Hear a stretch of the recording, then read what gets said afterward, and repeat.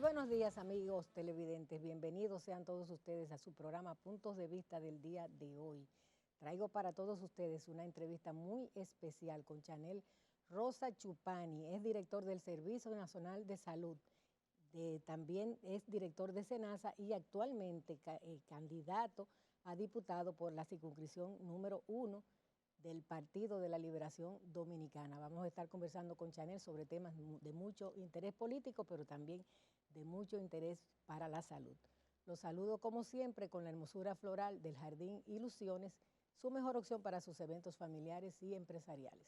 Nos vamos a comerciales, volvemos con todos ustedes.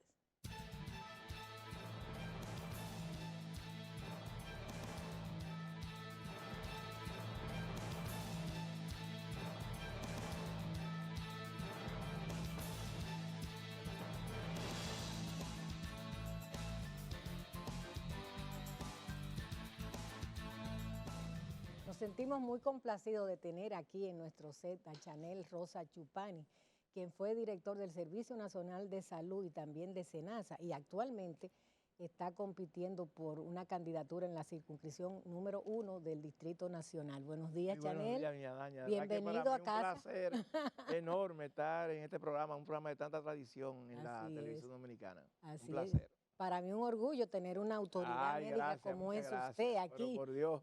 y escuchar sus planteamientos políticos. Sí. Comencemos por el principio. ¿Por qué quiere usted ser diputado del Distrito Nacional? Doña, yo he permanecido en el Estado Dominicano como servidor público alrededor de 40 años, trabajando en diferentes instituciones, siempre del lado del Poder Ejecutivo. Eso hizo que uno adquiriera alguna experiencia, un expertise, un conocimiento sobre muchísimos temas de interés, y lo pensé en el 2020 y luego ahora de nuevo varias personas me hicieron saber el hecho de que yo podía competir por una posición legislativa tomando en cuenta esa experiencia, y básicamente eso es lo que me mueve, un poco trasladar esa experiencia que tuve ya en el Poder Ejecutivo, sobre todo con los grandes retos que tiene el próximo Congreso y que uno considera humildemente que puede hacer sus aportes. Yo digo que el próximo Congreso es un Congreso muy especial porque va a tener retos importantes. Nosotros tenemos como país, estamos abocados a hacer reformas clave que hemos postergado durante muchos años, pero que ya son ineludibles. Tenemos una reforma a la ley de seguridad social, tenemos una posible reforma del Código Laboral, una reforma fiscal, la ley de agua, la ley de conflictos de intereses para funcionarios públicos, tenemos también una ley el Código Penal. Es decir, hay un sinnúmero de reformas que están pendientes, y yo pienso que en algunos de esos temas hemos tenido una experiencia que nos permiten tener algunas ideas y proponer algunas ideas que puedan enriquecer esos proyectos. Sí. ¿Cómo están las aspiraciones en la circunscripción 1? ¿Cómo se mueve para usted esta demarcación tan importante? Usted sabe, lo primero que debo aclarar, porque siempre me piden, es que la circunscripción 1 básicamente son los sectores y los barrios que corresponden en el oeste, la avenida Luperón, de la avenida hacia acá, hacia el este. Luego en el sur todo el malecón, subiendo por la zona colonial, San Carlos y luego todo lo que es en la parte norte, lo que tiene que ver con la Kennedy. Esos barrios, esos sectores comprendidos en esa área son los barrios de la circunscripción 1 del Distrito Nacional.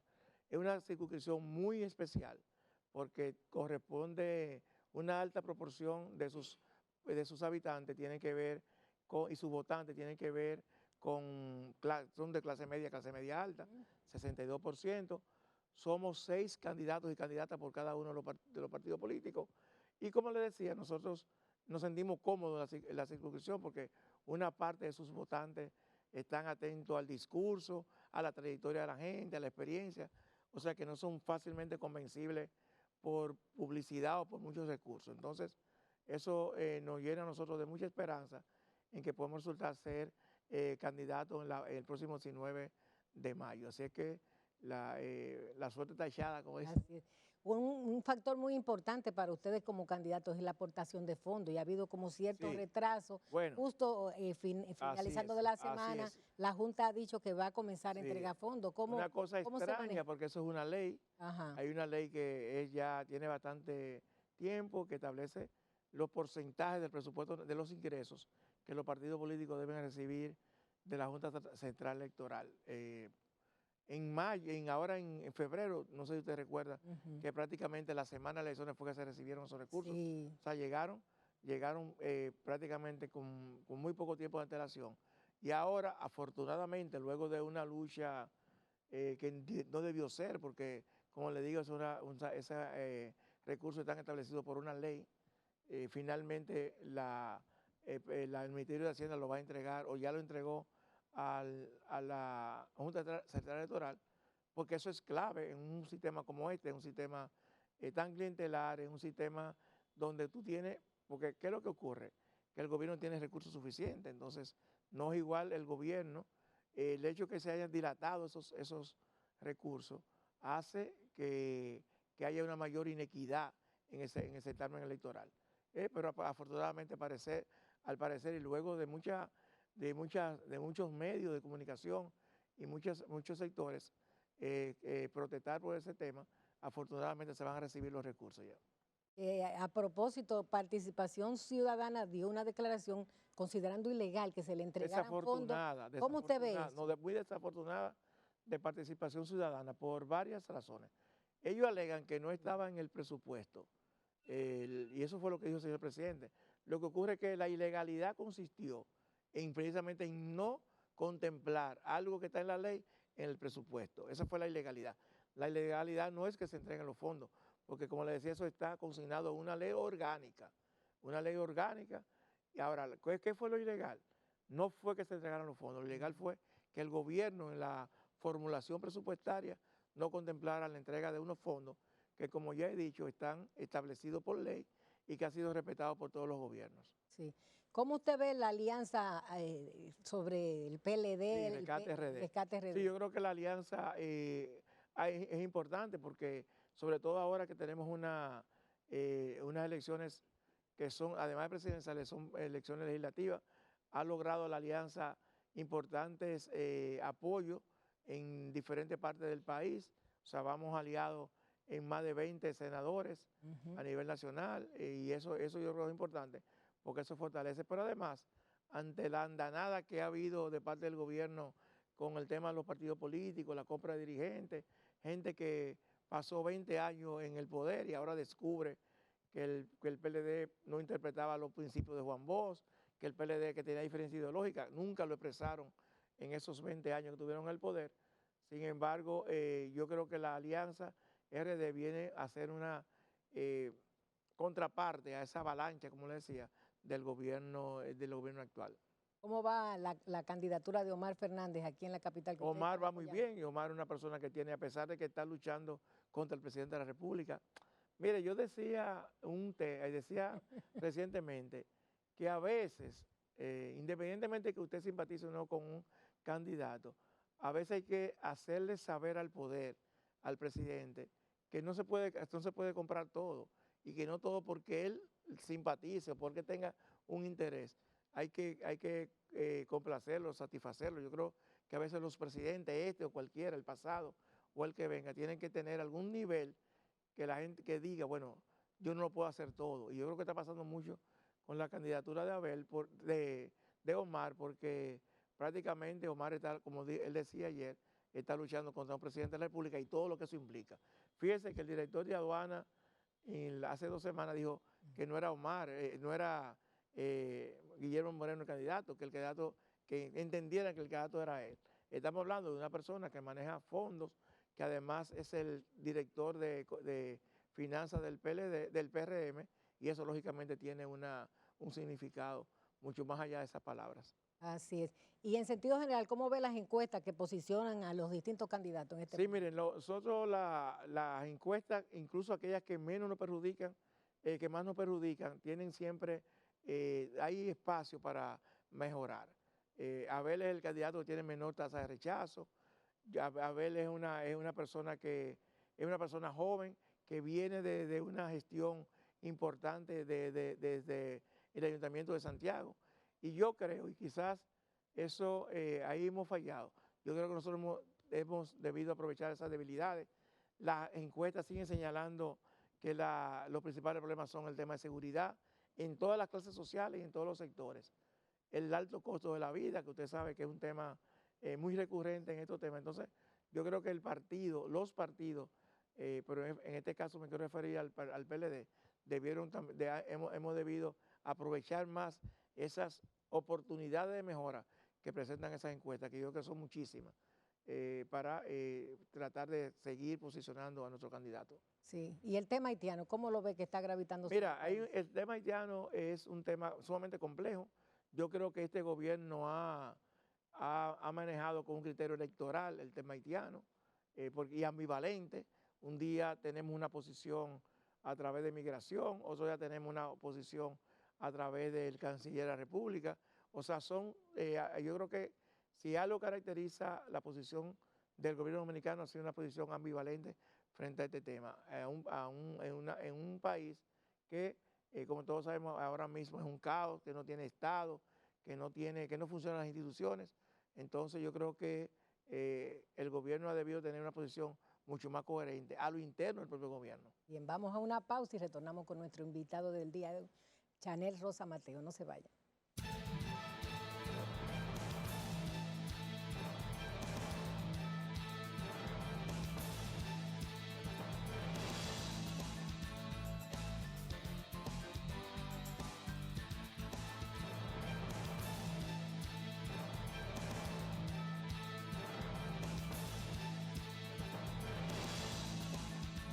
Nos acompaña en el día de hoy Chanel Rosa Mateo, quien fue director del Servicio Nacional de Salud y de SENASA. Así que tenemos mucha tela por donde cortar en el tema de salud que tanto nos importa a los dominicanos. Así que quisiera que realizara usted un análisis de cómo ve los servicios de salud. Mire, el pasado 27 de febrero el señor presidente hizo en su presentación ante el Congreso, hizo una evaluación del sector salud que yo me la encontré bastante floja porque el presidente no habló de los temas fundamentales del sector, se refirió básicamente que había habido un aumento de consultas, de procedimientos en los hospitales, y eso es lógico.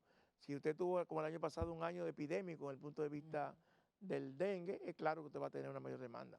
Pero esos no son los indicadores, además, de calidad del sector salud. Mire, esta semana el Ministerio de Salud Pública acaba de revelar que hubo un aumento de la mortalidad materna de un 16%. Uno de los grandes temas y uno de los principales indicadores que miden la calidad del sector salud tiene que ver con la mortalidad materna. Seguimos teniendo mortalidad materna alta. En el año 2019 nosotros tuvimos como país la mayor reducción en los últimos 20 años de mortalidad materna. Sin embargo, volvimos de nuevo a tener esos indicadores tan tristes porque hablan de gente joven que muere, que no debería morir, porque la mortalidad, la natalidad no es un elemento que implique una muerte necesariamente, y nosotros tenemos igualmente la mortalidad infantil sigue siendo de la más alta del continente. Hemos tenido muchos problemas con los servicios de salud, muchas quejas de ausencia de medicamentos. El presidente había anunciado un programa para enviar medicamentos a personas hipertensas y diabéticas. Se anunció como un programa nuevo. Ese programa tiene más de 15 años que funciona en el Estado Dominicano. Hay un tema también que ha sido recurrente en las demandas de la gente y es cómo funcionan los servicios de medicamentos de alto costo. Que es importante, doña Daniela. ¿Sabe por qué es importante? Porque los medicamentos de alto costo, como su nombre lo indica, sí. Y de hecho el Banco Mundial así lo ha establecido, es la segunda causa de empobrecimiento en América Latina después de la pérdida de empleo. Todos conocemos a alguien o sabemos de alguien que por una enfermedad de alto costo, una enfermedad oncológica, una enfermedad de este tipo, ha tenido que desprenderse de un activo, ha tenido que endeudarse. Entonces tiene un doble elemento. Se creó ese programa de medicamentos de alto costo en el Ministerio de Salud Pública, un poco, y la idea era y es atender a aquellas personas que no están en la seguridad social, o atender a aquellos medicamentos, ofertar medicamentos que la seguridad social no cubre. Sin embargo, ha habido denuncias permanentes de que esos medicamentos no están en muchos casos. Y miren, a propósito, una de mis propuestas tiene que ver con el programa de medicamentos de alto costo. Ese programa se fijó a través de una disposición administrativa en el Ministerio de Salud Pública, por lo tanto no tiene una sostenibilidad legal y una viabilidad económica en el tiempo. De hecho, el año pasado, usted recuerda que hubo algún funcionario habló de la posibilidad de disminuirlo, de que pudiera. Entonces nosotros estamos proponiendo establecer mediante una ley, como existe en otro país, el programa de medicamentos de alto costo. La ventaja que esto tiene son las siguientes. Primero, lo hace sostenible en el tiempo, le da viabilidad legal y tercero, se establece dónde van a salir los recursos, que ahora mismo salen del presupuesto. Nosotros estamos proponiendo que haya un financiamiento cruzado entre el presupuesto nacional y la seguridad social, de forma tal que se pueda cubrir, pero también que se establezca claramente cuál es la cobertura. Es decir, la idea es quitar la discrecionalidad actual que tiene el programa para hacerlo, como le decía, mucho más sostenible. Pero eso es más o menos el panorama del sector salud. Miren, un tema muy triste, yo digo, y que está pasando igual que pasó con la cárcel de Las Parras. El gobierno pasado dejó en una ciudad sanitaria, la ciudad sanitaria Luis Eduardo Aibar, con más de un 90% de adelanto. Ahí hay un hospital materno-infantil, hay un hospital clínico quirúrgico, hay una unidad de quemados, una unidad de quemados grandísima, a propósito de los casos que hemos tenido de Salcedo, de San Cristóbal, que pudieron atenderse ahí.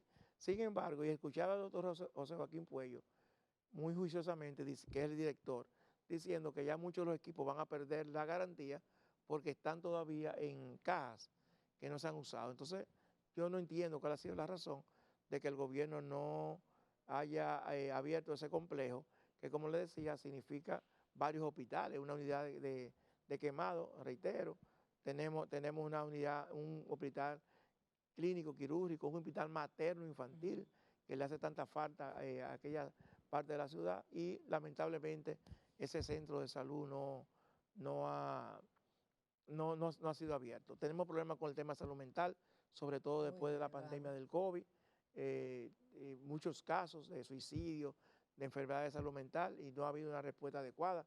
El gobierno pasado comenzó un proyecto que fue muy alabado por la OPS, que tiene que ver fundamentalmente con la creación de unidades de intervención en crisis, así le llaman en los hospitales. Se crearon 14 unidades de intervención en crisis, pero no se ha vuelto a crear ninguna más. Y finalmente está el tema de los CAI, los centros de atención a la discapacidad, que juegan un papel tan importante. Recientemente el gobierno terminó de abrir en Santo Domingo Este, que tenía prácticamente 3 años y que no funcionaba. No se han seguido construyendo en otra parte del país. Nos hemos quedado con el de San Juan de la Maguana, 2 en la capital y 1 en Santiago. Y sin embargo no ha habido continuidad en esos temas. Pero a esto se añade que ese programa se le traspasó al Ministerio de Educación, lo que ha sorprendido a todo el mundo. Porque eso no es un tema educativo, es un tema de salud. Claro, de salud. Ese es un tema de salud. Entonces, ¿cómo usted ve eso? No, yo creo, la idea, lo que yo pienso que ha pasado ahí, es que ante la incapacidad del Ministerio de Salud Pública, de Educación, para gastar el 4%, pasan ese programa para tomar recursos del 4% y gastarlo en ese programa. Sí. Esa es la única explicación. Desde el punto de vista organizacional, administrativo, de administración pública, no hay ninguna justificación. Sí. ¿Y cuál planteamiento usted cree que debería tener el gobierno del PLD en caso de ganar en materia de salud? ¿Cuáles transformaciones? No, yo creo que hay un tema pendiente, que es el tema de la atención primaria, que todavía este país no lo tiene, que es un tema clave. En la pandemia yo decía, y había un tema que yo hace tiempo que lo venía proponiendo, es que nosotros, con la creación del Servicio Nacional de Salud, un poco se debilitó el Ministerio de Salud Pública. Sí. El Ministerio de Salud Pública tiene en cada provincia del país lo que llaman las Direcciones Provinciales de Salud, la DPS, y se evidenció en la pandemia la necesidad de fortalecimiento de esas Direcciones Provinciales de Salud, que son, vamos a decir, el ente descentralizado o desconcentrado del ministerio en cada una de las provincias. Se veía que no tenían la capacidad suficiente para dar respuesta a nivel provincial, y lo he comentado con algunos funcionarios de este gobierno. Yo creo que esa debió ser la prioridad 1A, fortalecimiento del Ministerio de Salud Pública a través de las direcciones provinciales de salud. Hay hay otro tema importante. Yo creo que la reforma de la Ley de Seguridad Social Así es un tema ya. La ley tiene 23 años que fue promulgada, por lo tanto, es importante hacerle sus adecuaciones que le permitan contextualizarla con la situación actual de salud. Así, le voy a regalar los 2 minutos finales del programa ahora para que usted hable directamente a su elector con relación a su campaña. Como decía anteriormente, el próximo Congreso. Bueno, lo primero que debo decir que cada elección nosotros nos quejamos de la calidad del Congreso que tenemos. De hecho, en las mediciones que se hacen, el Congreso sale en las últimas de las instituciones peor evaluadas. Ahora tenemos la oportunidad de enmendar ese error histórico que hemos cometido. Le decía que nosotros vamos a conocer reformas importantes, seguridad social, reforma del Código Laboral, reforma de la ley de agua, reforma del Código Penal, reforma del Código Laboral. Es decir, hay un sinnúmero de reformas que necesitan experiencia, necesitan expertise y necesitan conocimiento. Yo espero en la circunscripción 1 del Distrito Nacional, y no me cabe duda, que esta vez le demos la oportunidad a la experiencia y al conocimiento.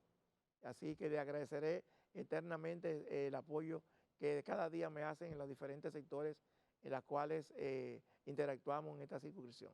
Bien, pues agradecemos al doctor Chanel Rosa Chupani, es director del Servicio Nacional de Salud de SENASA y ahora candidato a diputado por la circunscripción 1 del PLD en el Distrito Nacional, por esta interesante participación aquí en Puntos de Vista. Vamos a comerciales, retornamos con todos ustedes.